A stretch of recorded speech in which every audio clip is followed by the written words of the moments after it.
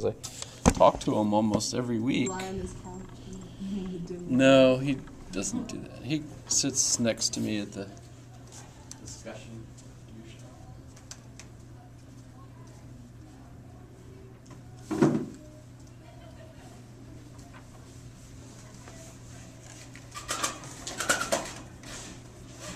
See, you should have brought treats for the kids that showed up to the class today. I should have. Here you go. Mm-hmm. Oh, thanks. It's a real cough drop though, so don't use it unless you have a cough. Well, I mean, you could use it even if you don't have a cough. It's just that theoretically, it's actually medicated. Do I have to be licensed to give her a medicated No, cough not drop? Yes, because you're a teacher. Probably just broke about 50. Do you have a PhD? Good thing it's on video. No. Oh yeah, it is on video. I can see you. You could. You better make it an A for me this class.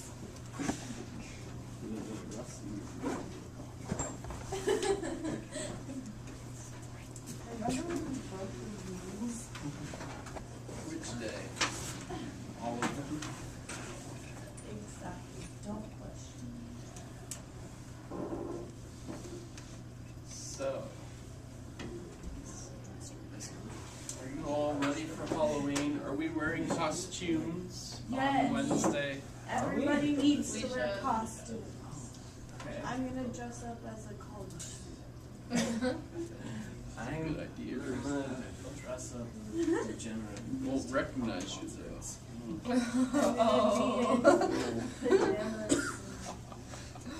That's evil. No evilness allowed. So, What are you dressing up as? You should dress up as a college professor. Dumbledore? What do you think? Yes. I don't have the beard for it, but Yeah. you know, that's my fault. You should just dress up as a Frozen I guy. used to have it. You know, one that sells all the summer stuff in the You could do Santa Claus at Halloween.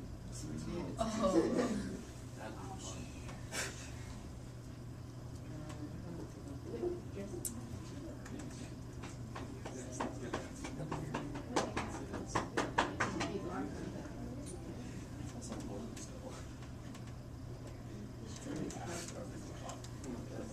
So David Hume, he's one, if you keep track in your head of like their time sequence, he dies in 1776, and since that's an easy year for us to remember, of course, you know, I always point out that that's because it was such a great year for Pinot Noir, which is why we all remember that year, 1776.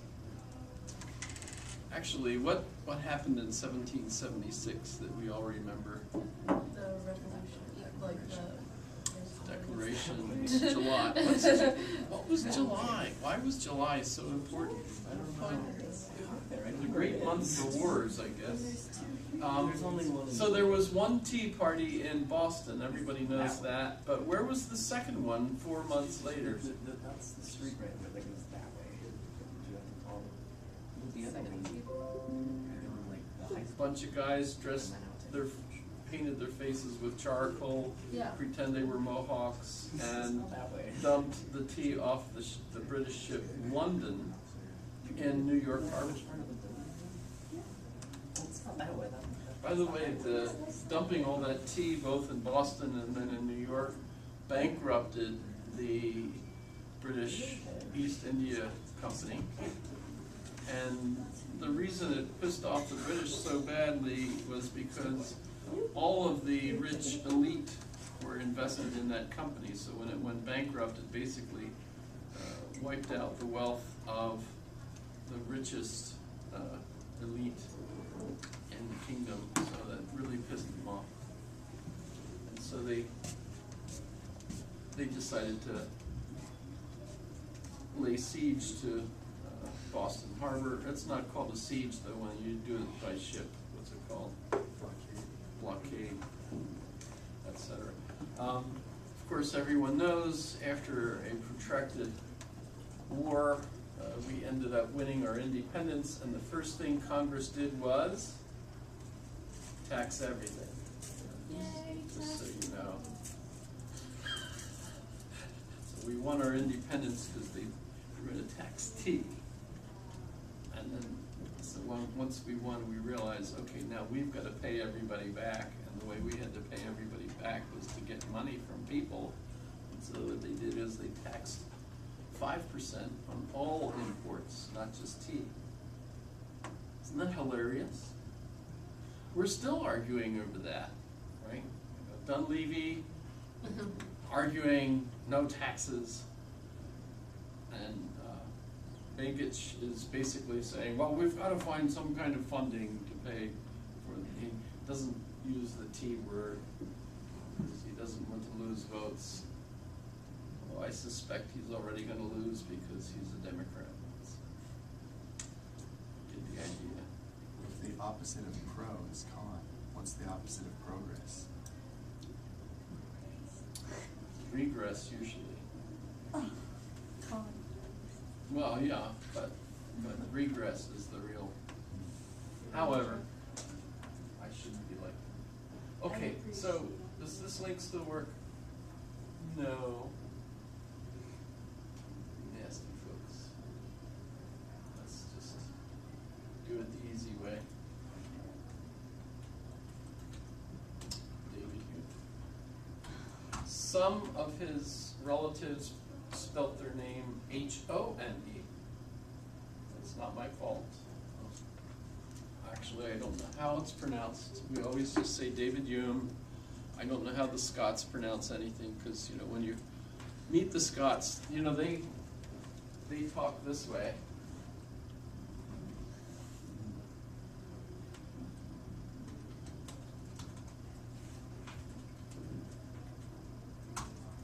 How many of you have seen this? What? A linguistic adventure. You go drinking with a Scotsman. Because you can't fucking understand them before. You land in Scotland and they're going, dude, get at it, feel right? Oh yeah. Oh yeah, Fuck you, we've got 500 bullets, that's it, right? Can't help you reckon it. Sure. Oh fuck sure, eh? Man, you never thought my backside of tweak your ass was full of it, eh? Sure. Oh sure, you dumb fucking bastard. You realise that, eh? And you realise how drunk they get, they could wear a skirt and not care. And how they can invent a sport like golf. Here's my idea for a fucking sport. I knock a ball in a gopher hole. Oh, you mean like pool? Fuck off, pool! Not with a straight stick, with a little fucked up stick. I whack the ball, it goes in a gopher hole. Oh, you mean like croquet? Fuck croquet! I'll put the whole hundreds of yards away! Oh, fuck out, yeah! It's great fun there! Oh, yeah, that's a great thing! Oh, like a bowling thing? Fuck no! Not straight, I put shit in the way! Like trees and bushes and high grass, so you can lose your fucking ball and go whacking away with a fucking tire iron! Whacking away, and each time you miss, you feel like you're gonna have a stroke! Fuck, that's what we'll call it! A stroke, because every time you miss, you feel like you're gonna fucking die! Oh, great! Oh, here's a bit of fat. Oh, fuck, this is brilliant! Right near the end, I'll put a flat piece with a little flag to give you fucking hope. But then I'll put a pool and a sandbox to fuck with your ball again! I'll be there trashing your ass, jerking away in the sand! Oh, you do this one time? Fuck no! 18 fucking times!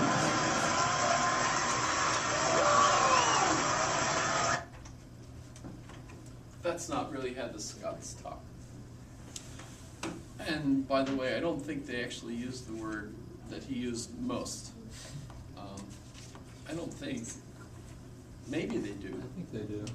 You think they do? I'm pretty sure they do. Maybe it was just because he's an American and they figured, oh, we'll talk the way he does, but I don't know. Sorry about that, but that certainly wakes everyone up, doesn't it? Wow. He's dead too, by the way. All these dead people. David Hume is dead. Died in 1776. And this is where they buried him.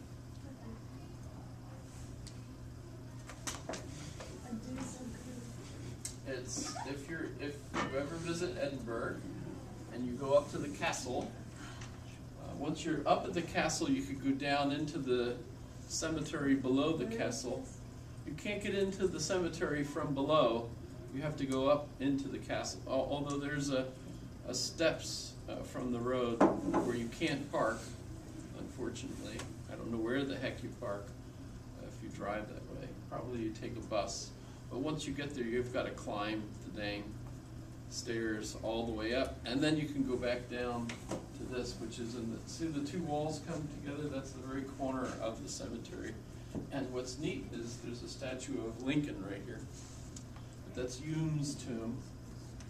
It was created by one of his friends who also made the memorial for Adam Smith. Adam Smith was a friend of both of them, the architect and David Hume. They were best friends, had lots of correspondence between them. And Adam Smith, by the way, is also famous, although not, he didn't write as much as David Hume, but he wrote at least 2 books, The Wealth of Nations and what's the other one? Nobody remembers the other one. It's about morals, though.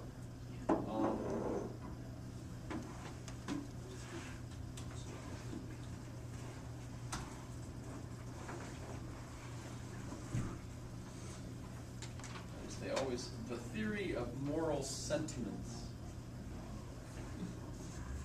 Theory of moral. He actually had a hard time writing because it hurt his hand. I don't know why. That's pretty weird. So he didn't write as much as David Hume. But David Hume, also referred to as the Bonnie David. The French called him the Bonnie David. It was very popular in France. Was hated by a lot of Scotsmen because he was an avowed atheist. One of his books was on the proofs of the existence of God, and it's called Natural Religion, the Arguments for Natural Religion. Let me see if I can find that. Why is Wikipedia not doing lists? They used to do lists.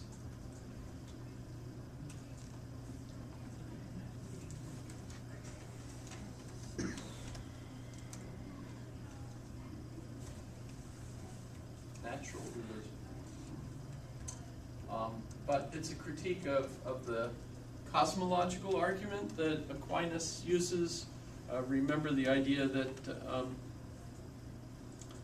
since things happen, and they only happen because things happened before that, and things before that, and so on. So there must have been a first thing that happened, prime mover. Well, Hume says, how do you know? How do you know right now isn't the beginning of everything? Well, I remember things happening yesterday, etc. Right?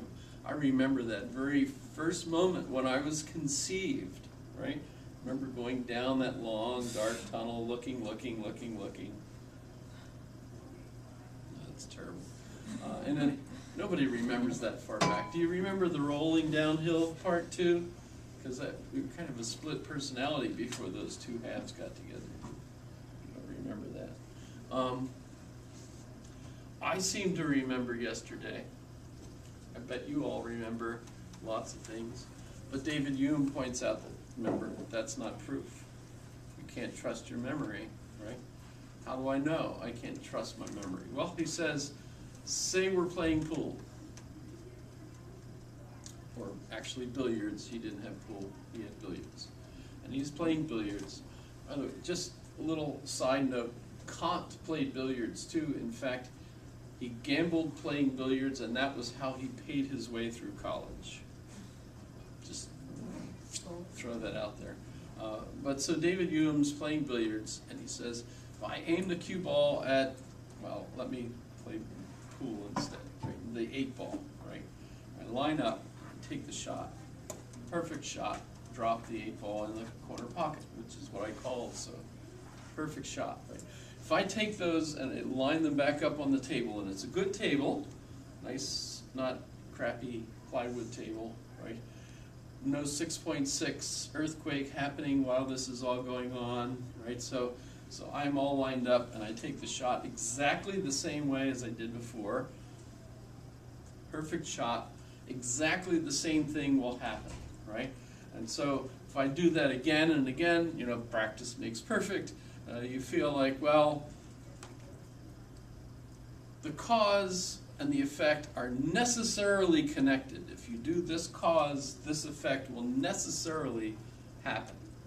And that's what people used to believe. Hence, the argument that Aquinas used and Aristotle used was believed to be accurate, that cause and effect were necessarily connected.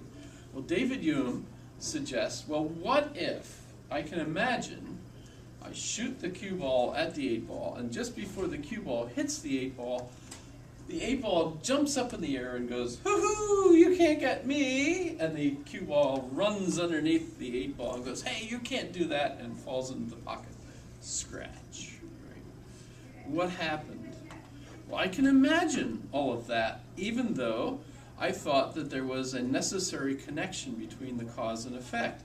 What happened to me that I suddenly could imagine that? I like to think, well, I popped into a tune. If you saw Who Framed Roger Rabbit, right? You know, you can pop out of reality and into a tune.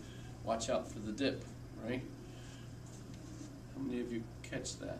Nobody? I can't use yes? Only one person? Sorry about that. Should I show a clip? Yes?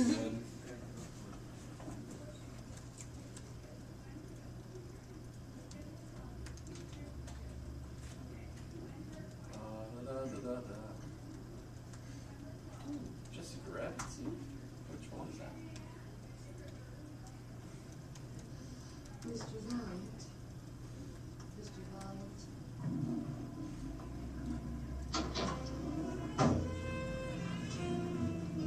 You've got the wrong idea about me, Mr. Valiant. I'm a pawn in this, just like Roger.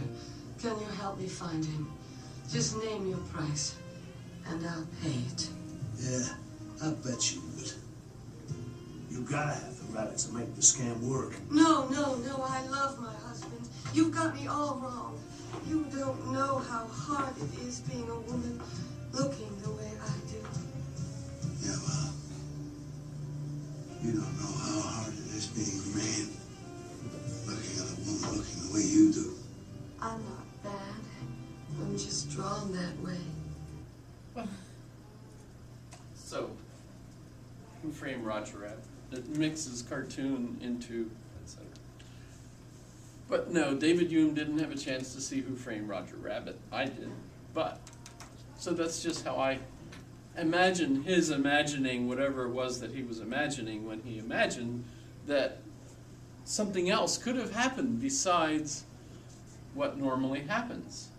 And if we can imagine something else happening, that means, because he thought that you couldn't imagine something that was contradictory, and anything that was contrary to a logically necessary relationship was impossible, and we couldn't imagine anything impossible, and so therefore,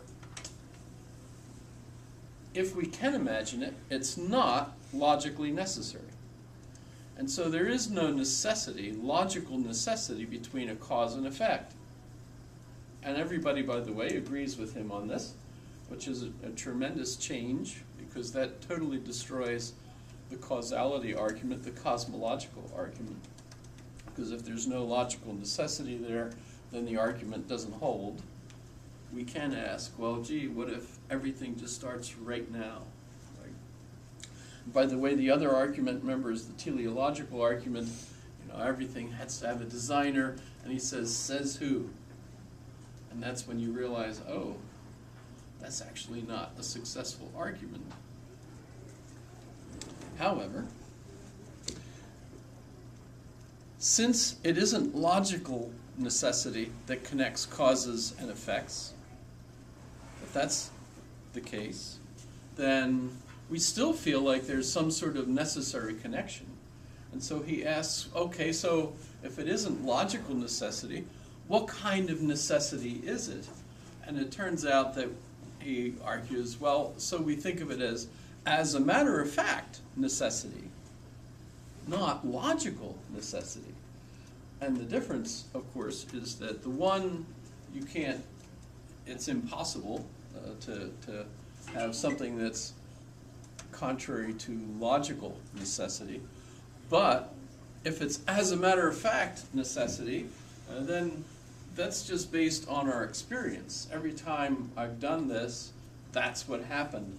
And so I certainly expect the same thing to happen again and again. Although, guess what? Experience does teach us that that's false. Occasionally, you go out to your car, you turn the key, it starts right up. Sometimes you go out to the car, you turn the key, and guess what? Nothing, right? That occasionally happens. Could be someone stole your battery during the night, or the battery died, you left the light on or something, right? Probably have done that. So you're shocked, but guess what? You find that there's an explanation. Well, it points out that we don't really know the explanation for why all the things that routinely happen in our experience happen in our experience. It could be that we're just really lucky. We're at a particular point in time where things happen in a relatively ordered way, which, I mean, in a big picture, that's certainly something we think. The sun comes up every morning, thank goodness. Whew. But guess what? One of these mornings, we might go out there and the sun goes, right? And 8 seconds later we discover that and realize that that's the last thing we discovered. Because if the sun goes like that, it's toast for us, right? I think the last thing we discovered was that we died. We would discover that, probably. You're probably right. However, no even last moment for a last confession, right? So make sure you're ready. However, so memory, we can't trust memory. So cause and effect are no longer thought of as necessary connections. They're based on our memory, but guess what? Our memory is not proof. It's not logical proof. We still can trust it. So Hume was never actually trying to do away with good science that basically trusts our memory, our records of what's happened, and the assumption that nature is kind of regular, so that if something happens once, it will happen again, etc. So that's all part of David Hume. He's arguing against the philosophers that think they've got absolute truth, not to the routine, practical kind of life that people lead, where you're used to things. If you hang the laundry up on the line, it will dry, unless it's raining, right? By the way, on days like this, if you end up with a runny nose and you use a handkerchief, what's neat is that as that handkerchief eventually gets frozen, full of snot, right? You could just take it and go like this, and all the snot falls off. And you've got a fresh handkerchief again. Isn't that cool? I learned that in the Army. That's kind of fun. As long as it's frozen, like in a pocket that's out, on the outside of it. I throw in little things like that every once in a while to keep people laughing and awake. And maybe appalled, I don't know which. Okay, so David Hume has done away with the necessity of cause and effect. There's some other things he succeeds in doing. For example, things that look the same. So that wall seems painted the same color as that pillar over there. Yes, everyone agrees, painted the same color. But then he asks, well, So what makes it the same color? And we say, well, it's the same color in both places, so you've got the exact same thing in two places at once? Well, no, you can't have the exact same thing in two places at once. It's just the same color. Well, what makes it the same color turns out to be the same kind of particles. What makes them the same? Well, they've got exactly the same arrangements of elements. Okay, so the same arrangements of what? Of elements that are exactly the same? Notice that what happens, and you can practice this, you keep taking it down to another level to explain why it's the same. But each level you go to, you end up with something that's exactly the same in two places at once, which is impossible. So when we get to the bottom of it, there is no bottom of it. And so we end up not knowing why it is the case that we could say that that color is the same as that color. And that's just one example. It's the same problem with all things that are, sorry about the half-naked. He's the guy from Taxi 2, right?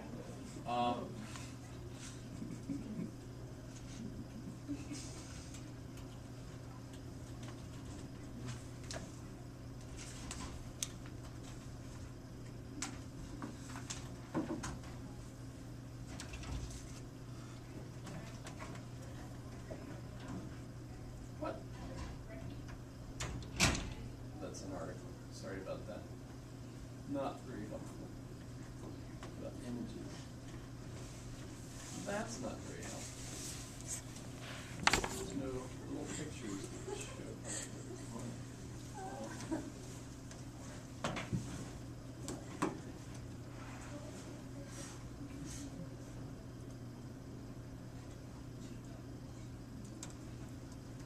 No easy way to do it. You can look it up if you're interested. Distinguishable is separable. That's another issue that he sets us up. Another problem he sets us up with is the problem that we've already talked a little bit with Berkeley, and that is that you can't really know that you have a self because your subjective side is the side that's already always experiencing whatever it is you're experiencing, and so you can never step out of yourself and see yourself as you are in yourself, right? You know, so you're never able to see yourself. Even if you do the mirror, even if you do the mirror thing, you look at a mirror, that's not really you. There is a microsecond time difference, so that what you're seeing is something that was past. On the other hand, notice that when you look at the mirror and you try to like pluck your eyebrows, how do you get the other eye? How does it go? I know, like, the opposite. Like if you hold up like writing, like. yeah, well, that's when people take selfies of themselves and go this way, looking at the mirror, and then they've got a T-shirt that says, whatever, right? Be happy, right? And then you look at it, and you look at it in the mirror. Well, it's actually,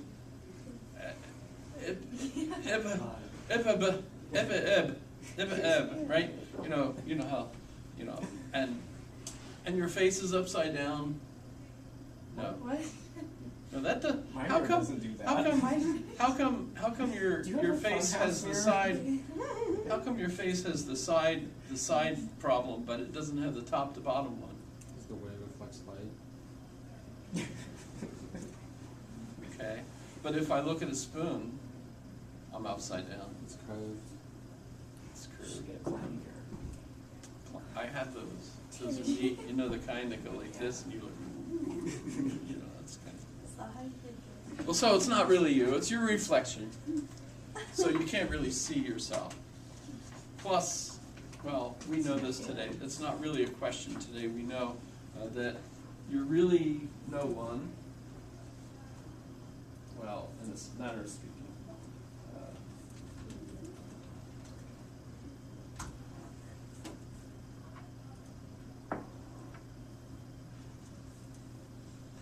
So we're, in a sense, we're being no one. I've shown you this before, Thomas Metzinger. So but that's just another way of talking. You know, if we're actually trying to find that persistent self, David Hume has demonstrated before he died, obviously, in 1776, that he didn't persist. But actually, from moment to moment, it seems like we can't find that persistent self because there's constant changes in us that, in a sense, means that Heraclitus was right, that everything changes. There's no stability, basically. It's a conceptual feat for us. We conceive of things as persisting, and we really need that. I mean, after all, if you're not a persistent self, the state can't tax you. So we give you a social security number, right as you're born. Stamp it on your forehead. Well, no, we don't do that yet. One of these days, I suspect we're going to put it in a chip, though. We're going to have the chip inserted someplace where you don't know where it is, so that it can't be removed, so that you can't decommission yourself in order to fool them. So the state will be able to tax you and find you. Plus, while you're traveling or walking around the mall, the cameras in the various stores will all say, "And so, would you like this shirt, Mr. So-and-so?"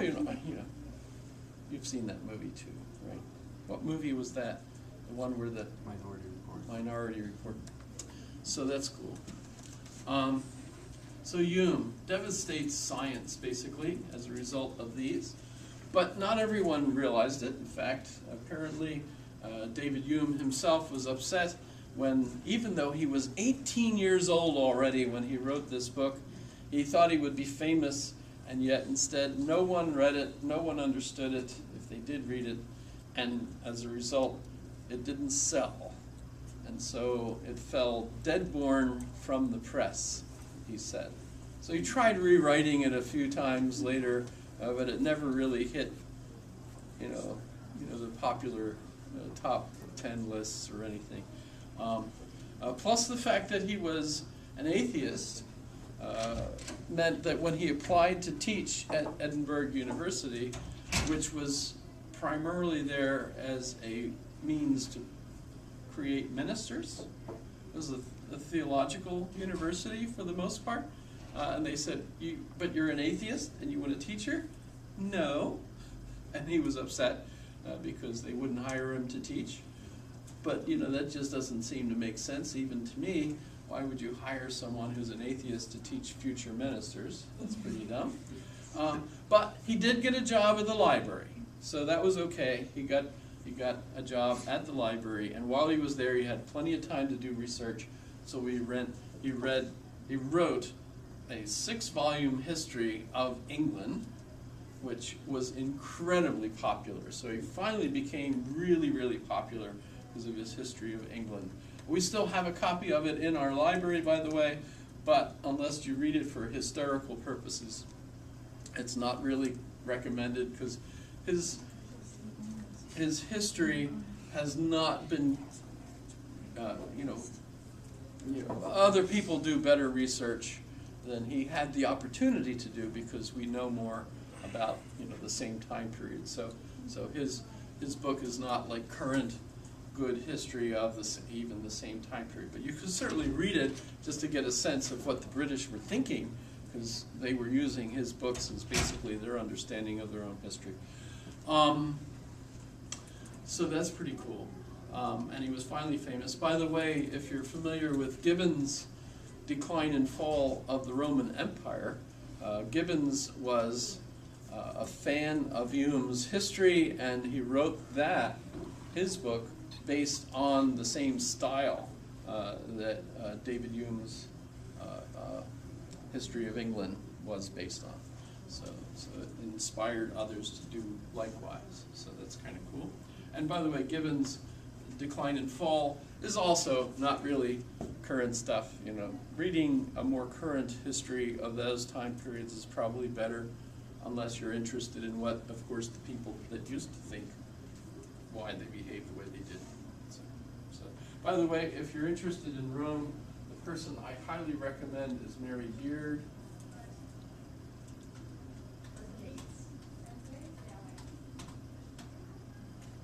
And the book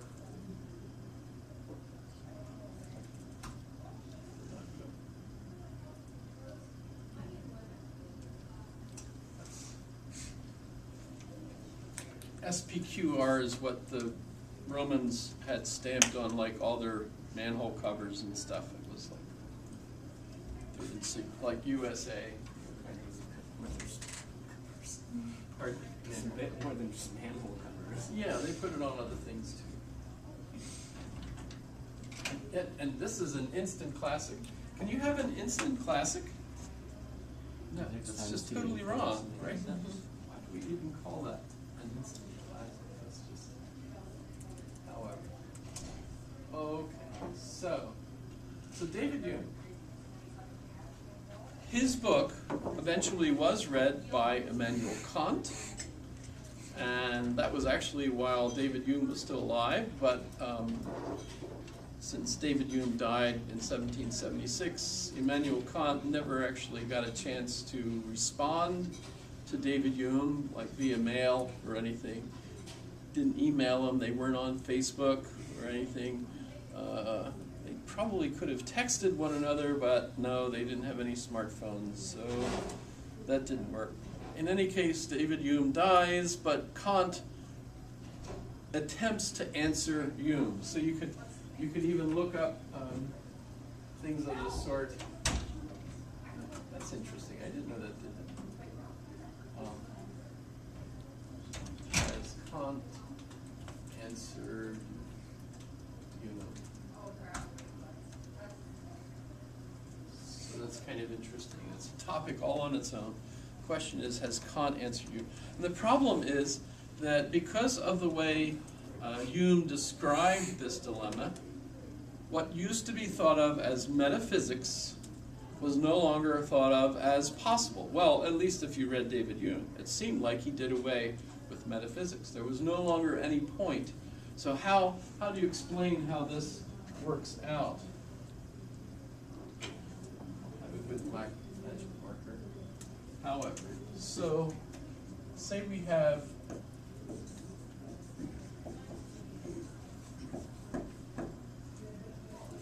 kind of a grid here. The one would be called the a priori.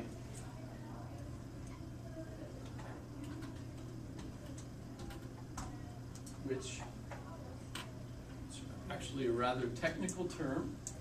Now, really all it means in Latin is prior to, right? So that's all it really means. But it's become a technical term. Aristotle didn't use it, of course, because he was speaking Greek, but a priori is a translation for his word for a premise. So if you have an argument and you have premises, the premises come before the conclusion, and the conclusion is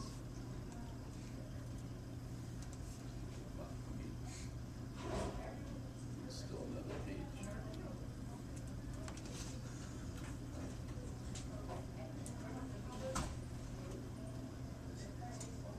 A posteriori.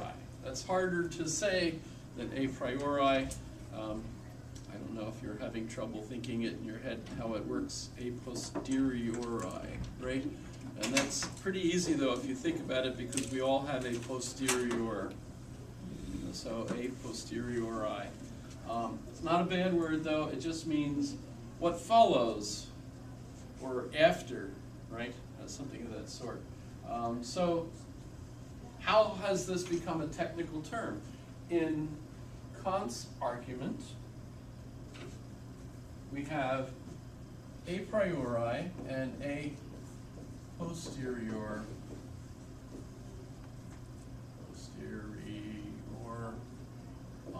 Right? So those are two things. This is before and this is after. And then besides that, we also have analytic and synthetic. So where does that come from? Those come from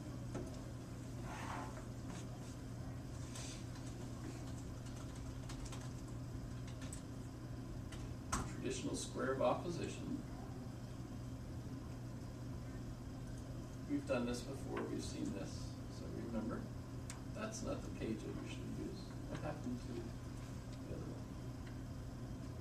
Stanford. Did I click on Stanford? Yeah. There we go. Usually click on it. So you usually have this square, right? And so statements can be broken down into 4 types. All of a subject is predicate, and no members of the subject set are predicate. Those are universals, and because they're universal, they talk about all the members of a set, so it's basically their definitions, right? Those are also thought of as analytic. So analytic statements are universal statements. And the particular statements, some S is P and some S is not P, right? Those talk about individuals, so they're particular. Those are therefore synthetic. So synthetic in a sense is new news, whereas analytic is old news. I already know my analytic information, that's the definition of things. So if I know what a horse is, and I know all the characteristics in our definitions of what a horse is, I have analytic information. I can analyze things based on my definitions, right? But synthetic information is when I get new information that I didn't have before. So the snow is about 6 inches right now. I'm just guessing, but you get the idea that just because we know what snow is and we know that we're in Alaska, it doesn't mean we know how much snow we have, just based on an analysis of that prior information. Instead, we have to go out there and actually look and see how much we've got today, this moment, etc., right? Okay, so synthetic is new information, analytic is the old stuff, and I have before and after, right? So Kant points out that if you follow David Hume's argument, he points out that I start off having information that comes from the phenomena I experience, my perceptions, right? And if that's the case, then I have, as a result of that experience, I have new information. So I've had the experience, so that's my information now is after having that new experience, right?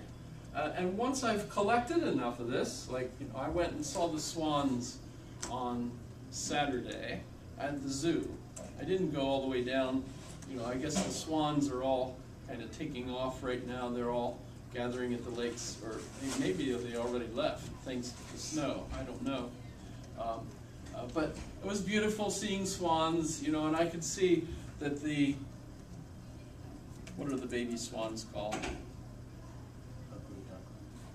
Yeah, they're ugly ducklings because there's a word for them, right? That's weird, you can't just talk about herds of birds. A pen?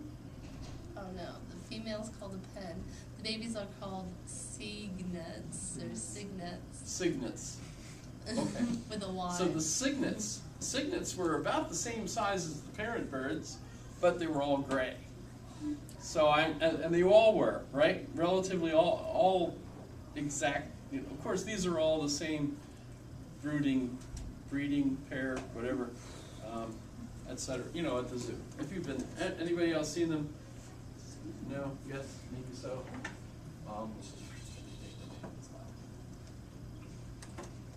That's weird. Mouses misbehaving. You ever have a misbehaving mouse? Track it against machine. I was thinking about that. But so, how do I get to my pictures?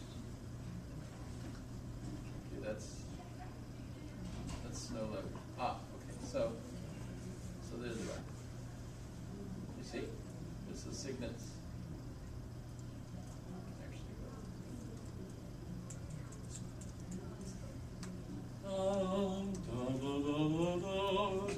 Oh, sorry. Swan Lake.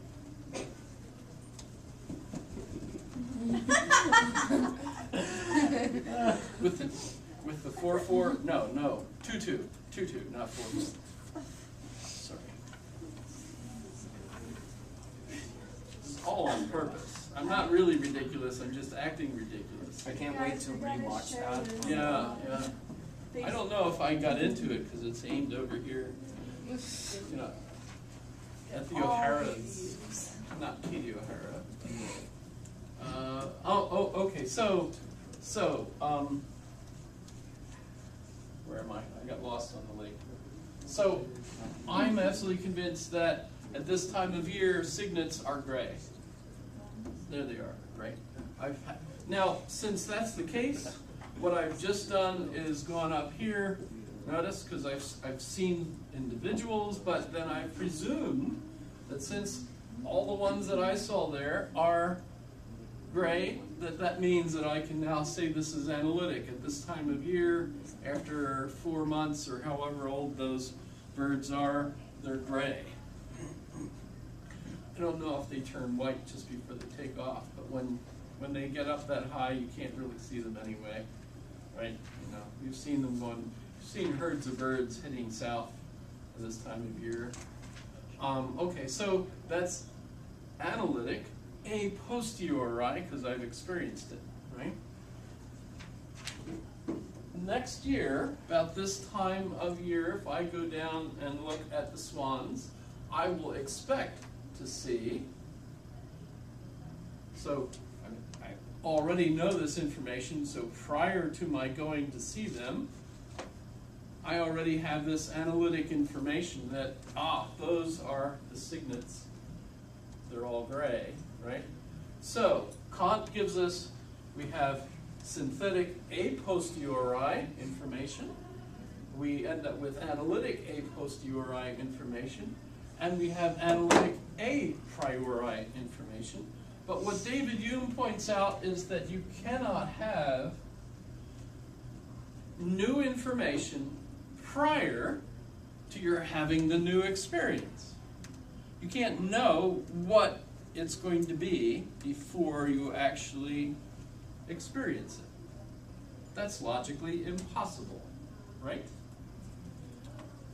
And David Hume then argues that that's precisely what metaphysics requires us to do, is to know what must be the case prior to us having experience. That's what metaphysics is all about. By the way, that's why you can't take Aristotle and Plato into a lab and do some physics tests to see which of them is right. You can't do labs to see whose theory is right. We can't actually test Plato's theory. We can't actually test Aristotle's theory. We can't actually test any of their theories in the lab to see which ones are right. I mean, if I want to do chemistry and see if you mix this with this, if it'll foam or whatever, that's a legitimate kind of scientific test. So basically, this points out that in the sense that science now has reached, we do experiments. If you can't experiment, you're not going to be able to answer the question. In fact, when we get to Karl Popper,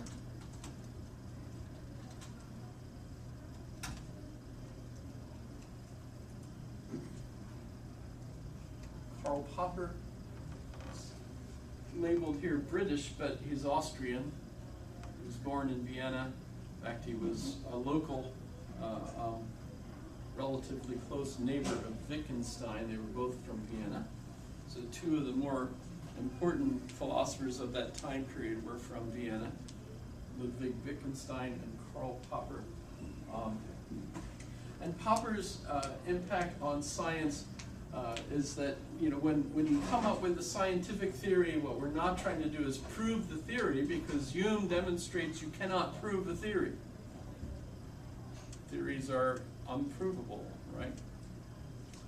Because they're interpretations of things, but you can't actually test them. So in that sense, metaphysics is impossible. And scientific theory is actually doing metaphysics, by the way, if you think about it, right? So That's why Kansas didn't want science being taught in the schools, essentially. It's because the scientists when members of the school board in Kansas argued that they only wanted teachers teaching their children in the schools things that they knew for sure. Scientists pointed out that, well, science doesn't have anything that they know for sure. It's all theory. It's all a guess. It's a hypothesis, right? And the board said, well, we don't want that. We only want you to teach what you know is true, right? And as a result, there was kind of a consternation in Kansas that you might have, that was about, what, 5 or 6 years ago. That was prior to the argument over them incorporating intelligent design as part of their curriculum. The scientists were against it, etc. The end result is scientists point out that you can't know anything for sure. Remember, that's the bottom of my map, you know, where our current religious beliefs basically argue that we can't know anything for sure. And so in a sense, you know, everyone's being drawn down to that uncertainty, a part of my map, right, instead of certainty. So it's kind of a religious belief among the educated classes today that you can't know anything for sure. And they know this for sure. Should be funny. No one laughed. There's an explanation. It's a meta. We actually get this from Bertrand Russell. It's called his theory of types.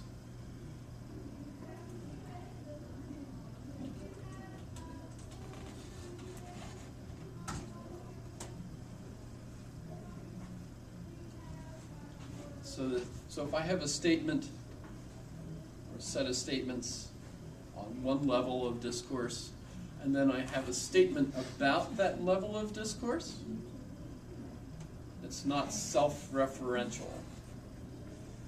So the old problem of, you know, all Cretans are liars, and by the way, that's spoken by a Cretan, right? You know, and so you know, do you believe that? So if he's telling the truth, then it's true that all Cretans are liars, but if that's the case, he's got to be lying, so he can't be telling the truth. You know, you get into that loop-de-loop, right? Well, okay, the escape clause here is that by the theory of types, the statement that he made that all Cretans are liars is not self-reflective, so that he's not referring to himself when he talks about all Cretans. And you can get out of any of those paradoxes by that escape clause. See, set theory, etc. Right? So you have multiple levels of set theory, and the one level that's referring to all the other ones doesn't refer to itself. So you escape from those paradoxical dilemmas. The one that Russell had most trouble with was the barber.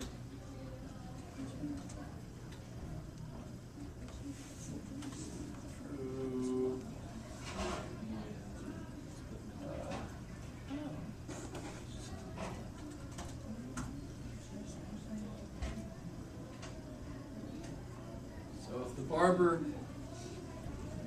cuts the hair of everyone except for those that cut themselves,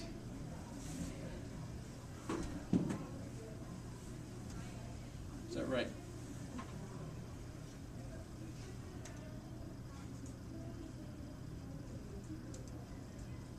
It's an impossible scenario, right? A barber who is defined such that he both shaves himself and does, well, but because he can't do both.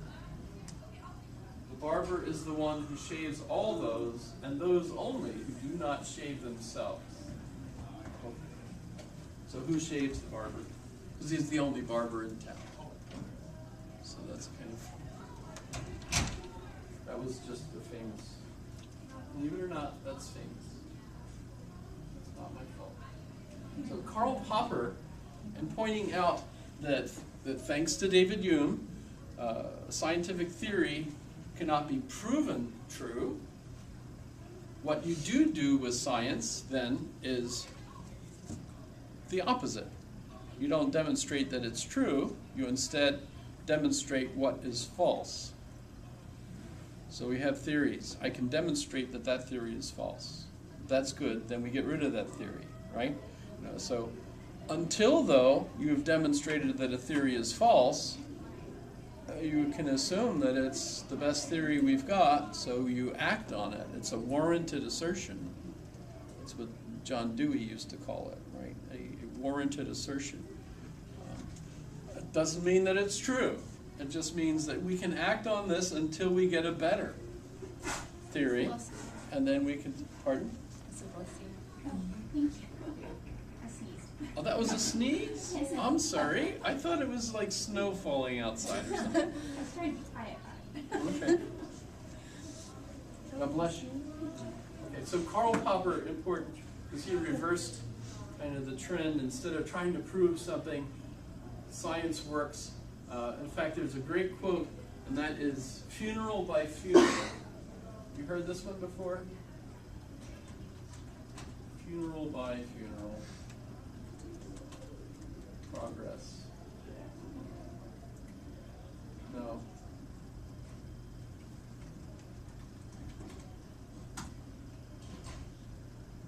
What?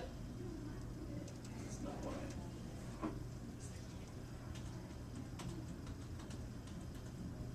I better come up with more. Science progresses funeral by funeral. Great quote. Easy one to remember, right? Weird, so in other words, you've got a theory, heat, it kind of moves from one thing to another because of phlogiston. It's in the, so the heat flows into the other, phlogiston. We don't believe that anymore. Notice.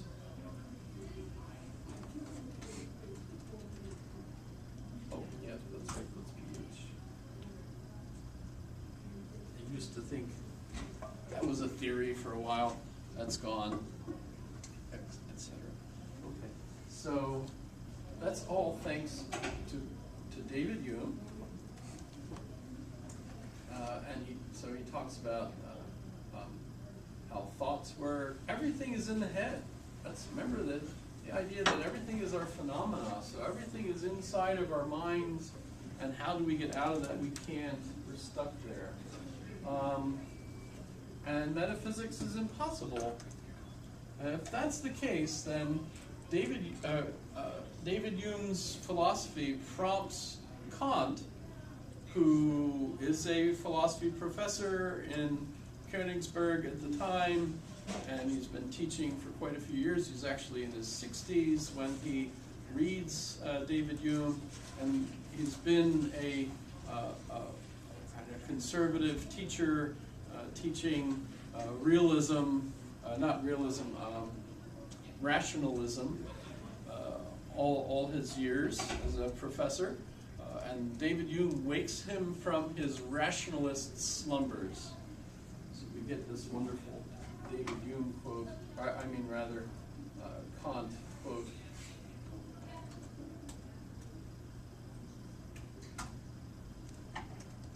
Kant wakes from his dogmatic slumbers, rationalist slumbers, whatever. By the way, there's a great French video about Kant.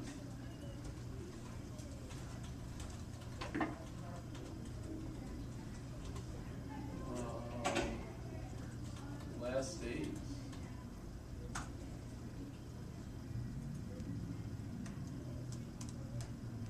I was 10 when all of Alaska lost my dad, and I've always tried to live up to his... Est-il possible de concevoir un être humain qui jouisse d'une santé plus parfaite que moi? Kant wasn't French. Non, monsieur le professeur. Deutsch. Bonne nuit. Königsberg is now in Russia. So. L'entretien passe en général par 3 étapes. Premièrement, le récit. Deuxièmement, le raisonnement. Troisièmement, la plaisanterie. Quatrièmement, les nouvelles du jour. J'en ai 4. Le récit. Bon, pas 3, 4. Les règles d'un repas de bon goût sont... Ah voilà, il y en a 4. Choisir un sujet qui intéresse tout le monde. Eh bien, jeune homme. Ah monsieur, vous me sauvez. Vous qui êtes un habitué des dîners, dites-moi s'il vous plaît, la conversation passe bien par 4 étapes et doit se soumettre à 4 règles de bon goût? Allons, venez. Parce que j'avais noté 3. Les règles d'un repas de bon goût. Choisir un sujet qui intéresse tout le monde, ne pas laisser s'étaper... Voilà bientôt 15 ans que j'ai abandonné ce genre fantasque d'emploi du temps. Qu'il se lève tôt, qu'il travaille le matin. Ivre.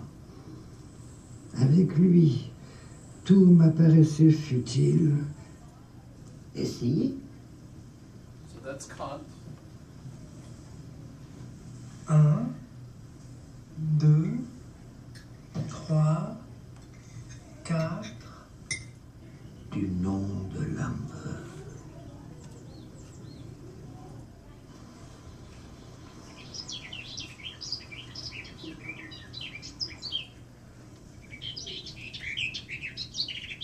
He used to go for walks every day exactly the same way.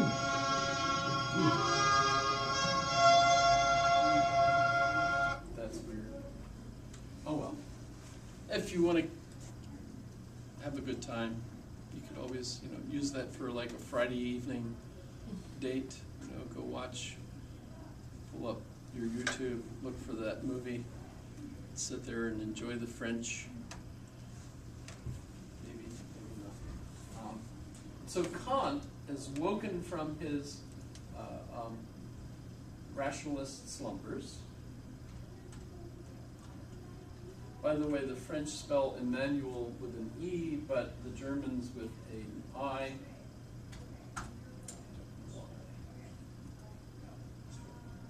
So Immanuel Kant.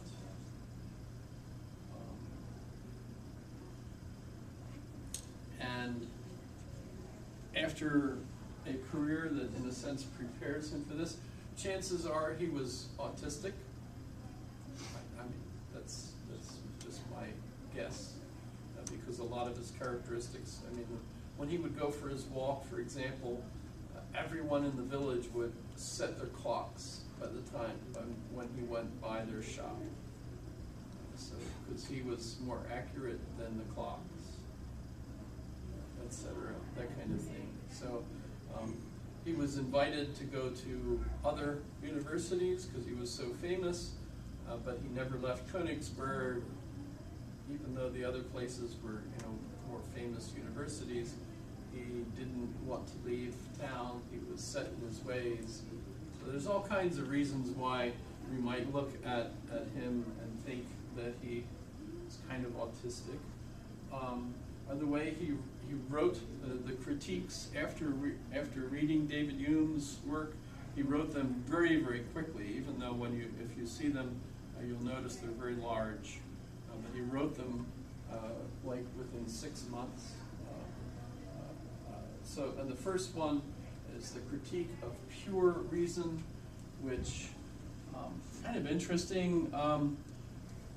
In German, it's der reine Vernunft, which means the clean understanding, or the pure understanding. So once you prune our understanding from all of the error, right, and then you end up with pure reason, right, basically. Right? But now, to begin with, he has to figure out a solution to this problem that David Hume creates that seems to show that metaphysics is impossible. And so how does he show that we can have a synthetic a priori?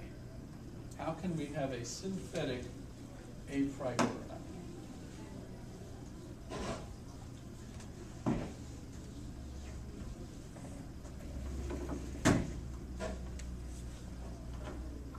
And so if we assume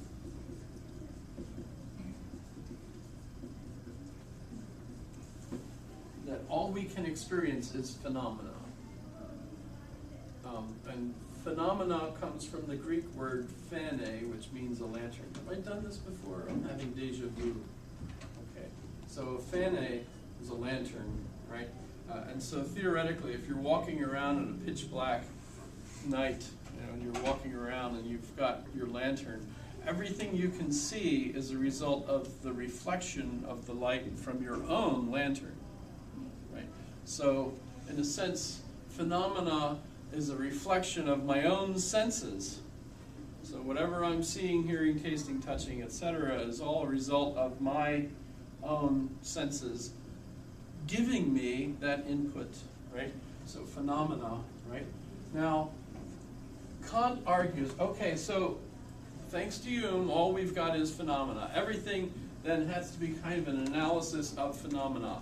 And by the way, that will become the subject of phenomenology. So for example,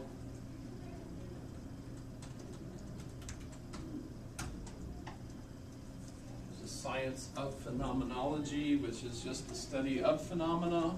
And that became very technical too. Husserl is a prime example of that. Husserl was the professor who taught Heidegger and Sartre, for example.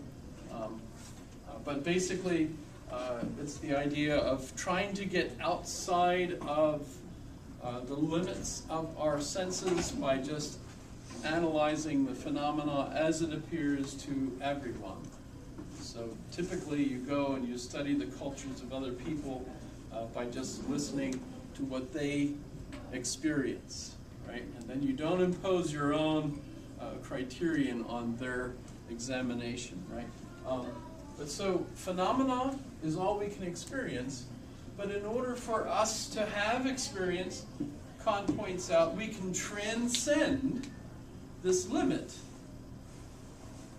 Because logically it must be the case that there is an ego that's having the experience. Otherwise you can't possibly have the experience, right? So this is transcendental in the sense that it's not coming from the phenomena, because remember, according to Hume, we can't prove that there is an ego, but logically there must be one, even though you cannot experience it. It must also be the case that the thing, das Ding an sich, das Ding an sich, right, which is the thing in itself,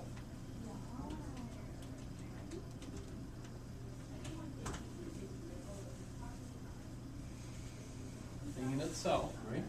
It must exist too, otherwise how can I be experiencing the phenomena, which is an interrelationship between me and the thing, right? So for Kant, there must be the thing in itself. And by the way, also, even though Kant argues that we cannot prove that God exists, he does his own analyses of the arguments. Remember, he argues that the ontological argument's failure is that it's like the verb to be, to say that God exists is like an incomplete sentence, because you haven't finished. It's like you're saying God is, and you didn't finish the sentence. So you've got to finish the sentence. Existence is not a predicate, he says.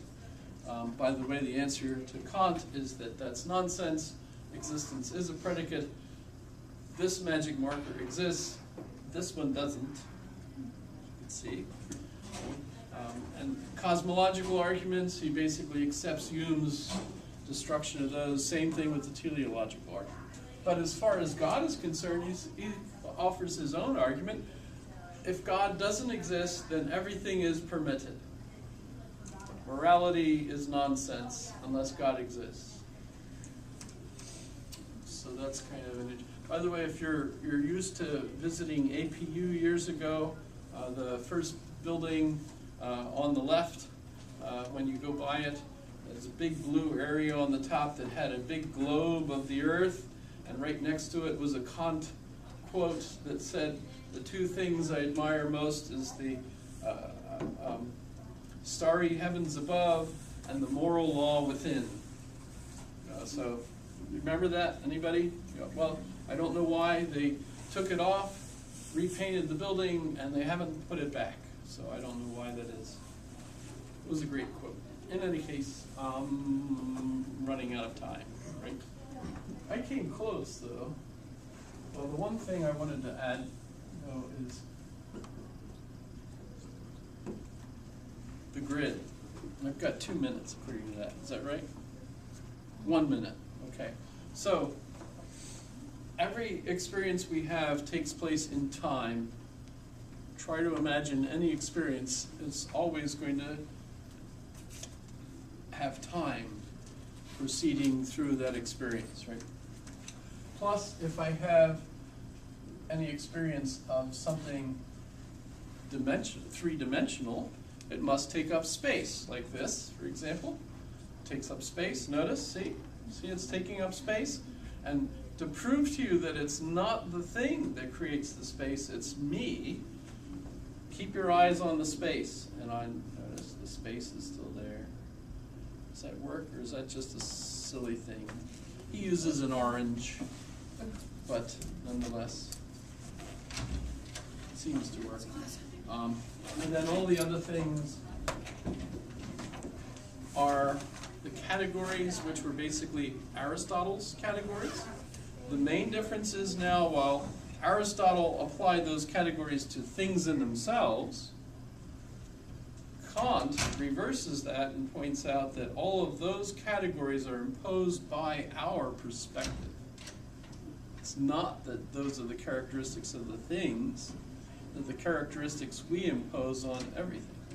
Okay, I gotta quit. Yes, quiz question. Yeah,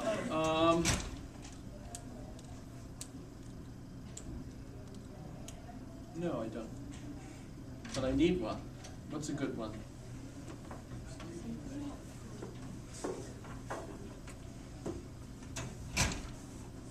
It's a good question.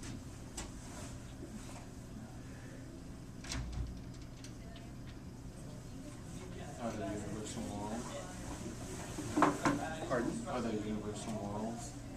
Are there universal morals?